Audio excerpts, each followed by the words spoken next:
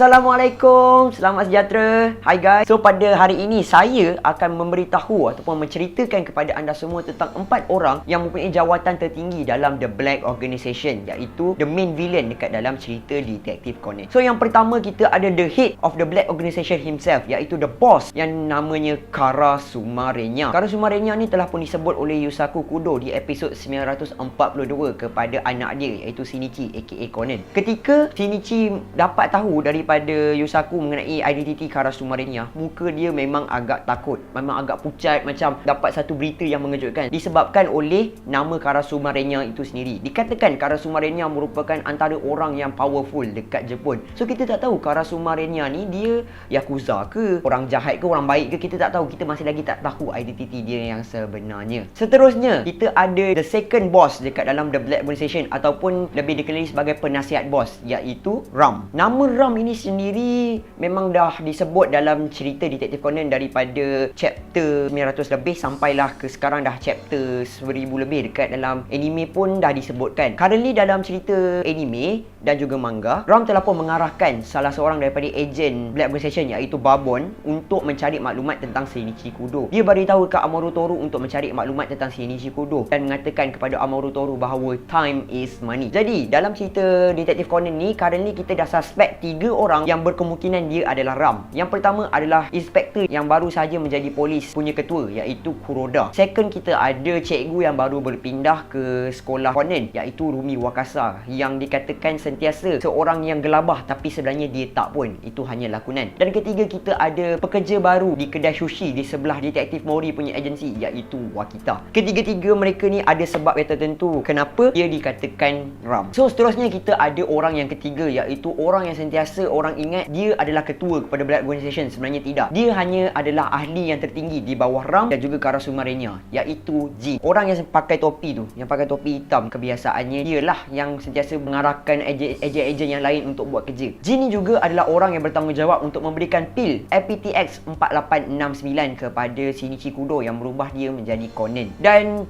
Jin ni juga antara orang yang berpengaruh dalam organisasi ni disebabkan oleh pangkat dia, di mana semua orang yang bekerja di bawah dia kena patuh dengan dia. Dan Jin juga ada satu sifat di mana jika orang tu gagal buat kerja dengan baik, ataupun lebih senang nak cakap kalau kerja tak clean, dia akan tembak mati terus orang tu dan meninggalkan mayat orang tu tanpa bukti, dan polis-polis pun tak dapat tahu tentang ini. So Jin ni boleh dikatakan antara orang yang bijak dalam organisation ini. Dan orang yang terakhir adalah Vermos. Vermos ataupun nama sebenarnya adalah Sharon, adalah merupakan kawan kepada mak Shinichi. Dia juga adalah pelakon Hollywood yang terkenal, iaitu Chris Van Nyat. Tapi dia sebenarnya adalah salah seorang daripada anggota Black Organization. Penampilan dia telah pun disaksikan di volume 42 manga Detektif Conan, di mana Vermos ini adalah antara orang yang berpengaruh juga selain daripada Jin di bawah Ram dan juga Karasuma. Babon telah mengatakan bahawa jika ia mati, rahsia Vermos ni akan terbongkar, di mana Vermos ni merupakan bos punya, kita masih lagi tak tahu. Katakan sebenarnya Vermos ni merupakan